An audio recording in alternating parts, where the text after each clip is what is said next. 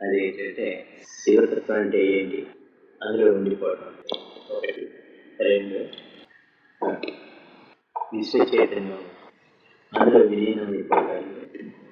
మూడు, నిర్గుణ బ్రహ్మత్వంలో నిలిచిపోవడం అంటే నిర్గుణం. డైరెక్ట్గా నేను చెప్తే అది ఒక 10 నిమిషాలు అది వింటుంటాను, అది జరిగే వరకు. నేరుగా విషయం చెప్తాను 3 మాటల్లో. శివ శబ్దానికి మంగళప్రదం, శుభప్రదము, శుభకరమైనది అని అర్థం.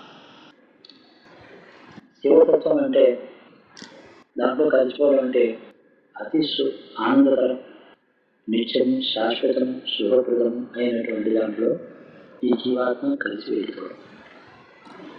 దాంట్లో వెళ్ళిన తర్వాత ఈ సృష్టిలో ఏ లోకానికి వచ్చినా దాంతో సమానమైన ఆనందం ఇక్కడ ఉంటుంది. ఇంకేంటంటే దేవలోకానికి ఆపదలు ఉన్నాయి, బ్రహ్మలోకానికి లయం ఉంది, బ్రహ్మ కూడా ప్రళయం ఉంది. అతడు ఉన్నట్టుండే అన్నమాట వస్తువు విలీనం అయిపోతాడు. కలిగి చతుర్ముఖ బ్రహ్మ కూడా దేవర్షులు, బ్రహ్మర్షులు, గంధర్వులు, యక్షులు కానీ ఇత్యాదులు అందరూ సమస్త జీవకోటి ఎంత ఉత్తమములు అయినప్పటికీ ఈ సృష్టి ఉన్నంతకాలం వాళ్ళు ఉంటున్నారు. కానీ సృష్టి అనిత్యం. అనిత్యమైన సృష్టిలో ఏ లోకం కానీ, ఏ స్థానం కానీ, ఏ శరీరం కానీ, ఏ స్థితి కానీ శాశ్వతము, నిత్యము, యథార్థము, సత్యము అయిన ఆనంద స్వరూపం కాదు. ఇందులో ఏమన్నా ఉందా అంటే శివతత్వం అనేటువంటిది నిర్గుణమైన బ్రహ్మ అంటున్నారు కదా. ఆ శివతత్వంలో ఆనందం ఏంటి, శివానందం ఏంటి? దుఃఖమే అలవాటు పడి దుఃఖంలోనే ఎంత మహోన్నతమైన దశలు అనుభవించినా దుఃఖమే మిగులుతుంది చివరికి. జీవకోటి 1000 ఏళ్ళు చక్రవర్తిగా పరిపాలించిన 100 మంది కొడుకులు వృద్ధిలోకి వచ్చిన తను పోయినప్పుడు వాళ్ళ దుఃఖం, తనుండగా వాడుకోవచ్చు, అది దుఃఖం. ఏదైనా స్థితి తాత్కాలికమైన ఆనందం కూడేటటువంటి జీవుడు. ఆనందం కాస్త ఉన్నా, కొద్ది కాలం ఉన్నా దాంట్లో పెడదామనే ప్రయత్నం చేసే లక్షణమైన జీవాత్మకు ఆనందదాయకం. విత్ రెఫరెన్స్ టు ది జీవ అది ఆనందం. ఆనందమే కోరుకుంటాం, అనుక్షణం ఆనందం కోరుకుంటాం. ఆహారంలో ఆనందం, నిద్రలో ఆనందం, భోగంలో ఆనందం, వస్త్రాలు, ఆభరణాలు ఇవన్నీ కూడా మాయ. చాలా చంటి పిల్లలకు కూడా ఎందుకు పనికిరానటువంటి వస్తువులు ఆలోచిస్తే మీరు రత్నాలహారం తీసుకొని మనోడికి ఇస్తే నాకెందుకు అదో వారేయమంటాడు. అది వాడికి తెలియక పారేస్తున్నాడు. పాపం దాని విలువ తెలియదు అని అనుకుంటాం. దాని విలువ అంతే. అసలు ఎక్కడ దీన్ని తృణప్రాయంగా చూసి అజ్ఞానంలా కనిపిస్తుందో మనకి, అటువాడు అజ్ఞానంలో శిశువుగా కనిపిస్తున్నాడు మనకి. జ్ఞాని చిట్టకి ఆసక్తిగా పెడుతున్నాడు. ఈ శిశువు ఎలాగ దాన్ని వదిలిపెట్టాడు తృణప్రాయంగా, అటు స్థితిగా జరుగుతున్నాడు. జ్ఞాని తపోబలం చేత ఈశ్వరాలు కలిగితో పెట్టేవాడు. ఏది జ్ఞానం, ఏదో జ్ఞానం అయితే దీంట్లో ఆనందం కోరుకునే మనుషుడికి అజ్ఞానం చేత నశించే వస్తువులన్నీ ఆనందదాయకంగా కనిపిస్తున్నాయో ఆ కారణం పేరు మాయ. మాయ డెఫినేషన్ ఏంటంటే అనిత్యము, దుఃఖకరము అయినటువంటివి ఆనందకరంగా కనపడడం, ఆనందదాయకంగా కనపడడం. మన ఆవరించింది మాయ. మన దృష్టి క్లౌడెడ్గా రంగు అద్దాలతో చూస్తుంటే తెల్లని వస్తువు ఎర్రగాను, నల్ల అద్దాలు నల్లగాను కనపడుతున్నారు. స్వచ్ఛమైన తెల్లని వస్తువు. ఈ జగత్తులో దాని స్వభావం. ఈ జగత్తు దేని వల్ల ఇలా పుట్టింది అంటే నిర్గుణమైన ఒక బ్రహ్మ వస్తువు తానే ఆనంద స్వరూపమై, తానే నిత్యమై, తానే శాశ్వతమై, సర్వగుణములకు అతీతమైనటువంటి ఏ గుణము లేని చోట ఆనందం అని అర్థం. సర్వగుణాతీతమై, అన్ని గుణములకు అతీతం, అన్ని గుణములకు కారణభూతం ఆ విధంగా అన్నిటికీ హేతువై తాను మాత్రం తనలోంచి పుట్టిన వస్తువులకి వాళ్ళు వికారం చెందగల సాక్షిగా ఉండేటటువంటి ఆనంద స్వరూపమైన వస్తువు శివతత్వం. ఆ శివతత్వం ఎవరికి ఆనందదాయకం అంటే ఇప్పుడు ఆనందం కోసం వెతుక్కుంటూ దుఃఖాన్ని మాత్రమే పొందుతూ వెతుక్కునేది ఆనందం కోసం పొందేది దుఃఖం. ఇట్లాంటి స్వభావం కలిగిన జీవకోటికి ఎక్కడ ఈ అన్వేషణ, ఈ ఆనందం కోసం వస్తు సముదాయంలో అన్వేషణ ఎప్పుడైతే మానేయగలుగుతాడో దీని నుంచి విముక్తి కావడమే అది మోక్షం. అట్టి శివతత్వంలో మనం చేరుకుని నిత్యం శాశ్వతంగా అలంపించుకోవాలి. మళ్ళీ ఉండకూడదు. మళ్ళీ ఎక్కడ ఉండడం అంటే ఏదో లోకంలో. ఈ లోకాల పుట్టుడికి ఆయనలో ఉండేటువంటి మహాశక్తి బ్రహ్మ వస్తువులు, ఆ శివతత్వంలో ఉండే అతని పురుషుడు అందాం. ఆ తత్వాన్ని అతనికి సంకల్పం ఉందని అందాం. ఇంకా సంకల్పం నుండి జగత్తుని సృష్టిస్తాం. ఎందుకు జగత్తుని సృష్టించడం అంటే వేలాది కోట్ల జీవకోటి అలా పడింది అంధకారం. వాళ్ళని వెలుగులోకి తీసుకొచ్చి జగత్తులో ప్రవేశపెట్టి జగత్తులో సుఖ దుఃఖాలు ఏమి లేవని మాయను చూపించి జ్ఞానార్థం చూపించి దానిలో కలుపుకుంటే మళ్ళీ వెలుగు దుఃఖం. ఎలాగంటే నిద్రలేచిన తర్వాత జన్మభవ భాగ్యాలు అనిపిస్తాం. నిద్రలో మాత్రం ఏమీ తెలియదు.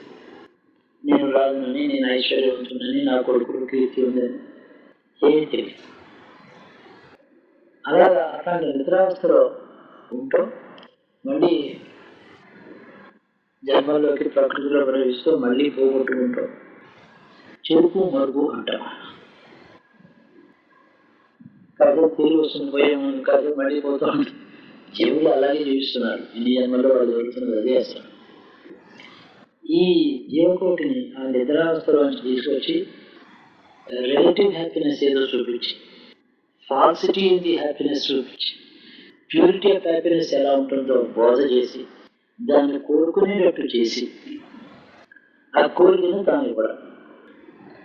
ఆద్యంతాలన్నీ కూడా ఈశ్వరుడు యొక్క కార్యంలో ఇలా ఉన్నాయి. ఈ క్రియ ఉందే ఈ జగత్తాన్ని రచన చేయడం, దాని పేరు చైతన్యం.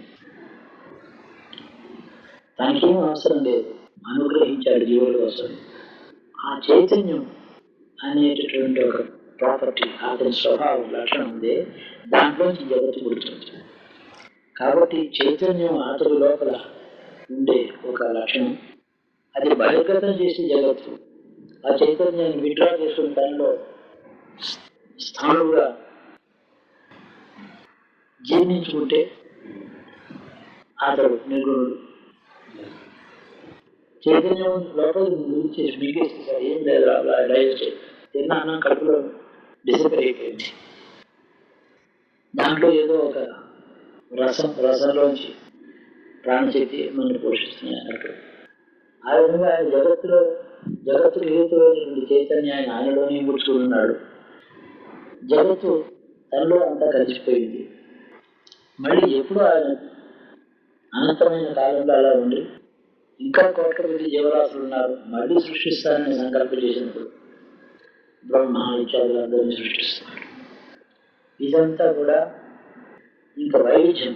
1, 2, 2, 4, 4, 4,000, 4,000, 40,000, 40,000, 4 కోట్లు ఇలాగ పెరగడం చెందితే కానీ ఒకటే వస్తుంది. ఎలాగంటే వృక్షంలో ఉండేటటువంటి ఫలంలో ఉండేటటువంటి బీజంలో ఆ వృక్షం మళ్ళీ దాక్కునే ఉన్నట్టు. వృక్షంలో ఉండే ఫలంలో బీజం, బీజంలో మళ్ళీ ఆ వృక్షం దాక్కున్నట్టు. ఇది చక్రాకారంగా, వర్తులాకారంగా తిరుగుతుంది, సైక్లిక్గా ఉంటుంది. అందుకని నేను చాలా మాట్లాడినాను, టైం లీనియర్ కాదు, సైక్లిక్ అని. అసలు సృష్టి విషయంలోనే సైక్లిక్గా ఉంది టైం. ఆ ఎలిమెంటే మైక్రో లెవెల్ దాకా అలాగే. ఉదాహరణకి జన్మలు, మనిషి పుడుతున్నాడు, నాడు తను జీవించాడు, నా కొడుకు పుట్టాడు, మనవడు పుట్టాడు, తాను వెళ్ళిపోయాడు, మళ్ళీ అతడి సంతానంగా మళ్ళీ తానే పుట్టాడు. 20 చూస్తున్నారు అంటే నలుగురు మనుషులు ఒకరి వెనకాల ఒకరి చక్రాకారంగా ప్రదర్శన చేస్తుంటే ఎలా ఉంటుందో వంశంలో 10 మంది తరాలు. అలాగే జీవకోటి పశుపక్షాలకి మనుషులు, మనుషులో పుట్టాడు, మళ్ళీ మనుషులో తెలియదు, అక్కడి నుంచి మనుషులు ఎక్కడికో వెళ్ళిపోయి స్పైరల్ గాను లేకపోతే సైకిల్ గాను ఇలా జరుగుతున్నటువంటి దీని పేరు చైతన్యుని పేరు. మన శరీరంలో 2 ఉన్నాయి. నిర్గుణమైనటువంటి పరమాత్మ వస్తువు జీవుని లోపల, జీవాత్మ లోపల ఉన్నటువంటి పరమాత్మ ఒకటి. ఆ జీవాత్మ లోపల ఉండే పరమాత్మ కారణంగానే జీవుడు మళ్ళీ పునరుత్పత్తి చెందడం. ఈ శరీరంలో ప్రాణులు అనేక బయోలాజికల్ ఫంక్షన్స్, ఆకలి, నిద్ర, జీర్ణం ఇవన్నీ ఉంటాయి. పెరుగుదల, మృత్యు, మళ్ళీ పంచభూతాలు శరీరం కలిసిపోవడం, ఇదంతా చైతన్యం యొక్క ఆట, దాని యొక్క లీల. ఇది ఈ క్రియ పేరు చైతన్యం.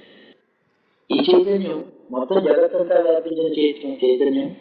దాని తాలూకు మైక్రో లెవెల్లో జీవాత్మ లోపల ఉండే పరమాత్మ వస్తువు చైతన్య స్వరూపుడే, చైతన్యానికి హేతువే, చైతన్యం యొక్క యజమాని ఆ తలంపులో ఉండాలి. ఆ జీవాత్మలో ఉండే పరమాత్మ యొక్క చైతన్యం చేత జీవాత్మ శరీరం ధరించగలిగాడు, శరీరం సంపాదించుకోగలిగాడు. ఆ చైతన్యం ఎప్పుడు ఒక వస్తువు మొదలైందంటే దాని అంతం ఉంటుంది. ఒకనాడు జన్మ పుట్టింది అంటే తల్లి గర్భంలో జీవుడు పుట్టాడంటే వాడు పోతాడు. ఒకనాడు వచ్చాడు, శరీరం ఒకనాడు పుట్టింది, ఒకనాడు పోతాడు. కాబట్టి ఆ చైతన్యం శరీరంలో అనేక శరీరాన్ని జీవునికి ఇస్తూ, పరమాత్మ నుంచి పుట్టిన ఈ చైతన్యం ఈ జీవాత్మకు అనేక శరీరాలు ఇస్తూ ఇతని మనోబుద్ధి, చిత్తము, అహంకారము, కర్మలు, కర్మఫలాలు, శుభము, అశుభము, సుఖం, దుఃఖం, పుణ్యం, పాపం ఇవన్నీ చేస్తూ చైతన్యంగా గెలగలు తిరుగుతున్నటువంటిదే ఈ చైతన్యం అక్కడి నుంచి వచ్చింది. ఆ జీవ పరమాత్మ నుంచి వచ్చింది. దాన్ని ఈ సోర్స్ ఎక్స్పీరియన్సెస్ అన్ని కూడా పరమాత్మ వస్తువు నుంచి వచ్చిన చైతన్యం యొక్క లీలలు. ఎందుకంటే ఇన్ని మాటలు జరగడం అంటే ఏదో రోడ్లో పప్పు రూపినట్టు ఎరగ మళ్ళీ తిరుగుతూ ఉంటున్నారా పత్రం, మళ్ళీ అక్కడ తిరుగుతుంది, మళ్ళీ తిరుగుతుంది, మళ్ళీ ఇంకా నలగాలి, ఇంకా నలగాలి, దాని రూపం పోవాలి. పప్పు అంటే దాని రూపం నాశనం కావాలి. అలాగా ఈ జీవుడికి అహంకారం నాశనం అయ్యేలాగా తిరుగుతూ ఉంటుంది. రోడ్లు పప్పుగా ఈ జీవుడికి ఏది మిగలకూడదు. నేను అనే భావం, మనోబుద్ధి, చిత్త, అహంకారాలు, కర్మ, సుఖము, దుఃఖము, ద్వంద్వములు అన్నీ మళ్ళీ పునర్జన్మ, మళ్ళీ పునర్జన్మ, మళ్ళీ చావు ఏమి లేకుండా పోయేదాకా ఏదేదో తిరుగుతుంది. ఇది ఆ లోపల ఉండే 2 వస్తువు విశ్వ చైతన్యం ఒకటి రోడ్డు, ఆ లోపల తిరిగేదేమో పత్రం, జీవాత్మలో పరమాత్మ తిరిగి తిరిగి చివరికి ఏమీ లేకుండా చేస్తుంది. గాలి ఆవిరిలాగా ఏమి లేకుండా ఆ లేకుండా పోవడం పేరు చైతన్యంలో. ఈ ప్రాసెస్ నడుస్తుంది కాబట్టి చైతన్యం మన శరీరంలో ఉంది. ఈ చైతన్యం ఎవరిది అంటే లోపల పరమాత్మ. పరమాత్మ ఎక్కడ ఉన్నాడంటే జీవాత్మ, ఈ శరీర ప్రతిబింబమైన జీవాత్మ లోపల బిందు స్వరూపంలో ఉన్నాడు. ఆయన రూపం లేదు, షేప్ లేదు, కానీ అనంతం. అనంతంగా ఉండేదాన్ని షేప్ ఎలా? అనంతం ఉంటే కదా షేప్. లిమిట్స్లో ఉంటే షేప్, షేప్లెస్ అంటే లిమిట్లెస్, లిమిట్లెస్ అంటే షేప్లెస్. అటు పరమాత్మ వస్తువును లోపల ఉన్నట్టుగా గ్రహించి నేను అనబడేటువంటి జీవాత్మ ఎవరి శరీరాన్ని ధరించాడో అట్టి నేను, ఎవరి శరీరమో ఇది అట్టి నాది, అట్టి నేను. నాలో ఉన్నటువంటి పరమాత్మ బిందు స్వరూపంతో తేజోమయ బిందువుతో ఉండేవాడు ఎవరైతే ఉన్నాడో అతన్ని నేను చేరుకుంటాను. తద్వారా ఈ జీవాత్మ ఎక్కడ మిగలకుండా పరమాత్మ బిందువులో కలిసిపోతుంది.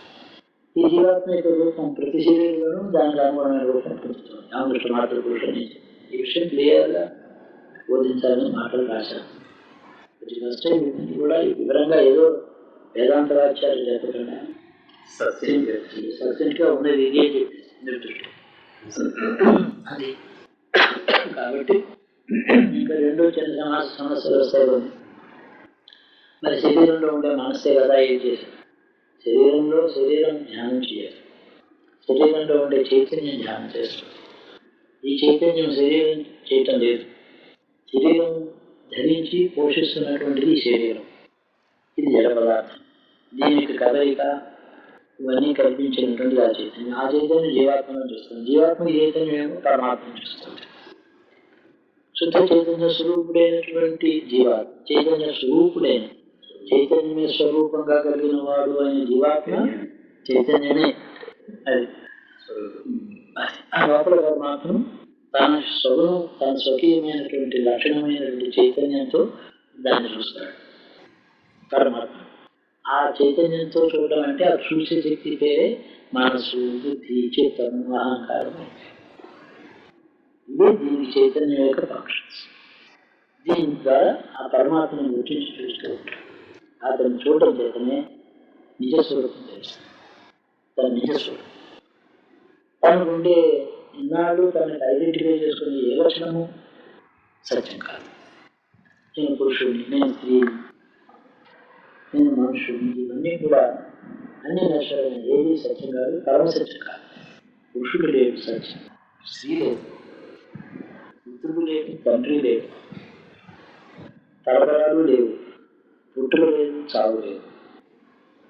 ఇన్ని మాయాకల్పితమైన జగత్తులో మనలో ఉండే చైతన్యం అహంకారానికి జగత్తులో ఉండేవన్నీ నిత్య వస్తువులని సత్యంగా చూపిస్తాను.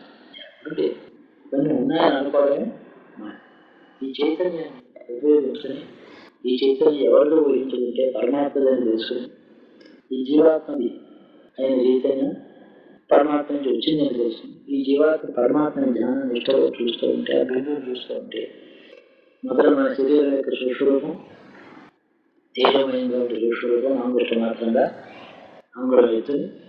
ఇందులో ఉండే అన్ని లక్షణాలు అనుకుంటాయి. నా కాలు కుంటైతే దాని కాలు కుంటాను, దీనికి ప్రతిబింబమే. దాని లోపల మాత్రం ఏ వంకరాలు నిత్యము.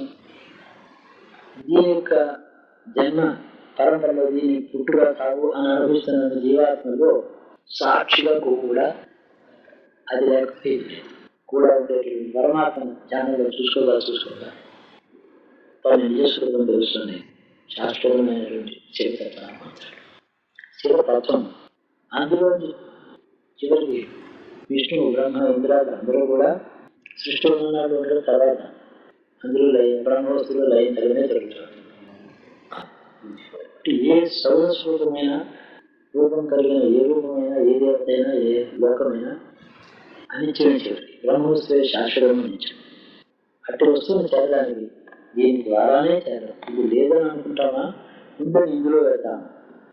శరీరం ఉంది లేదనడానికి వీలు లేకుండా అందులో పరమ జీవాత్మ ఉంది. అది సుఖాలు అనిపిస్తుంది, దుఃఖాలు అనిపిస్తుంది, పునర్జన్మ కర్మ అనిపిస్తుంది. అట్టి జీవాత్మని తెలుసుకుని అందులో పరమాత్మ నిత్య వస్తువు, నిత్య వస్తువు వివేకం. అనిత్యమైన వస్తువు, నిత్యమైన వస్తువు యొక్క సెపరేటెడ్ అవేర్నెస్ అవి తెలుసుకుని శాంతి. ఆ తర్వాత జగత్తులో మనం చూస్తున్నటువంటి ఇందులో ఏది నిత్యం కాదు. సుఖము, దుఃఖం, ఇవాళ లాభం, నష్టం, అది రోగం, పుట్టుక, ఇవన్నీ కూడా చైతన్యం యొక్క ప్రకృతి అనే పంచభూతములతో ఉండే ప్రకృతి. ఈ పంచభూతాత్మక ప్రకృతిని ఇన్ని రూపాలుగా కల్పనలు చేస్తూ విచిత్రమైనటువంటి నాటకం నిత్యం చేస్తున్నటువంటి శక్తి చైతన్యం. నా శరీరంలో ఏ ప్రాణం ఉందో ఆ చెట్టులోనూ అదే ప్రాణం. నా చెట్టును పుట్టే క్రిమికీటకాలు వాటిలో అదే ప్రాణం. ఇదంతా ఒక చైతన్యం. పంచభూతం ఈ విధంగా రచన చేసే వస్తువు చైతన్యం. దాన్ని ఎవరైతే విశ్వ చైతన్యంగా దాన్ని భావిస్తారు, విశ్వంతా వ్యాపించిన చైతన్యంగా భావిస్తారు. ఈ చైతన్యం బ్రహ్మ సరస్సులో ఉంది, ఇందులో ఉంది, ఈ భూలోకంలో ఉంది, క్రిమిలో ఉంది, కేటకలు అదే చైతన్యం. ఆ చైతన్యాన్ని ఆధారం చేసుకుని జీవించే శరీరములు వాటి యొక్క పుణ్యం యొక్క ఫలాన్ని బట్టి సుఖ దుఃఖాలు అనిపిస్తుంది.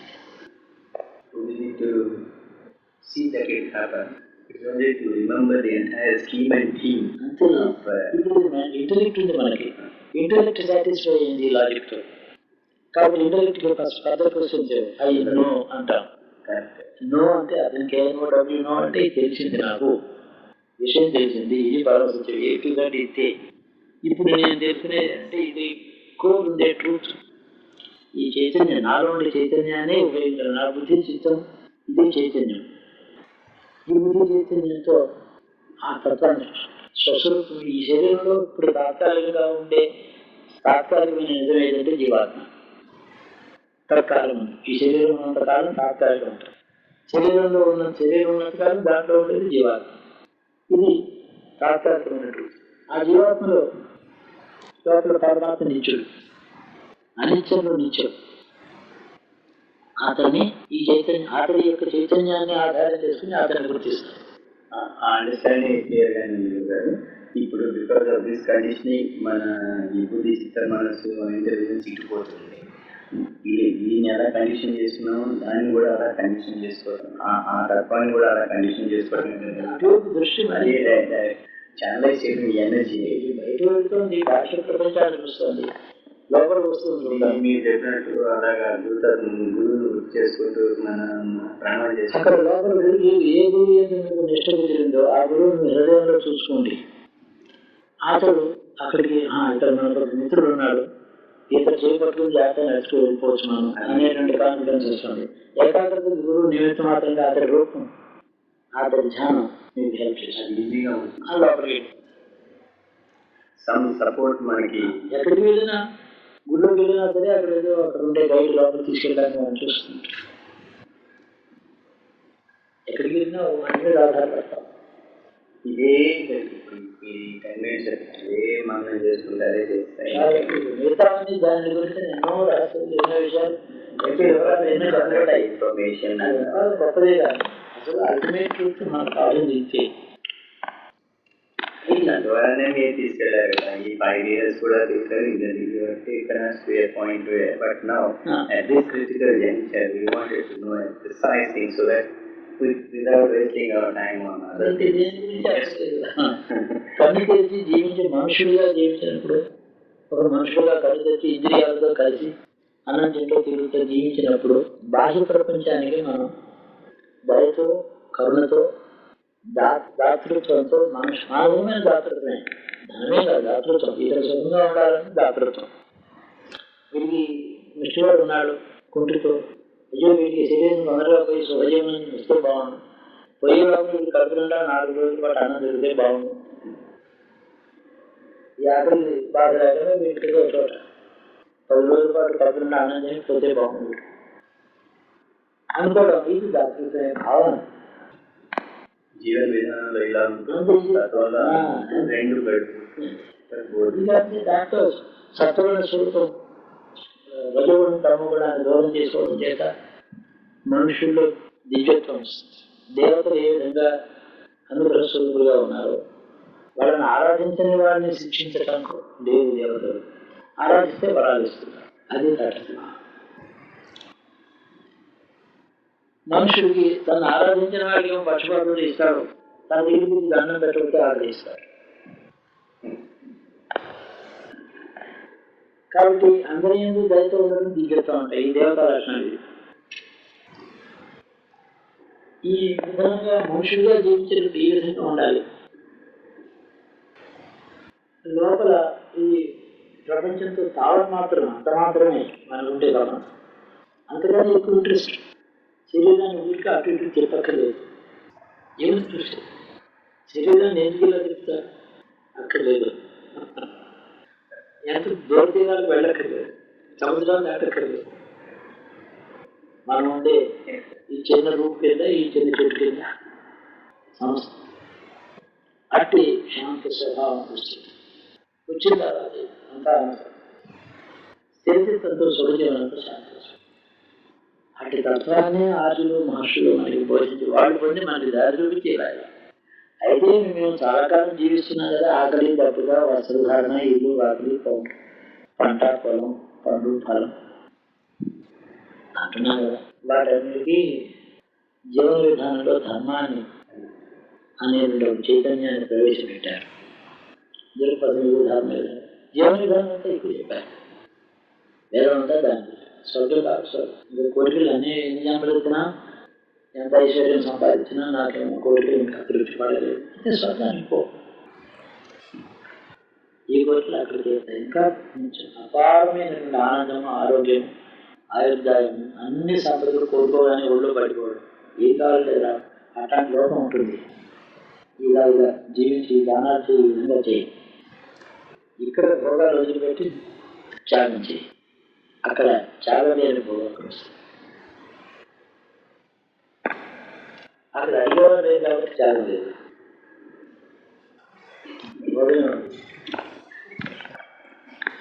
ఇప్పుడు భోగాలు త్యాగం చేయాలి. అల్టిమేట్ అన్లిమిటెడ్గా దొరుకుతుంది. ఈ లిమిటెడ్ జీవన 60 ఏళ్ళు 90 ఏళ్ళు 10 యజ్ఞాలు చేస్తారు, రావులు ఉంటాడు, దానం చేస్తారు, ఈ భూమిని ఇస్తారు, పంపిస్తారు, పండిస్తారు. అదేమో ఏం లేకుండా సామాన్యులు అంబోతులకు దిగుతారు, నిరంతరం ధ్యానిస్తారు. దీనికి అక్కడ కోరిక కానీ త్యాగంలోంచి కోరిక వల్ల ఈ త్యాగమే శాశ్వతం ఉన్నారు. అక్కడ సుఖం కూడా ఉంటారు. స్వర్గ సుఖాలు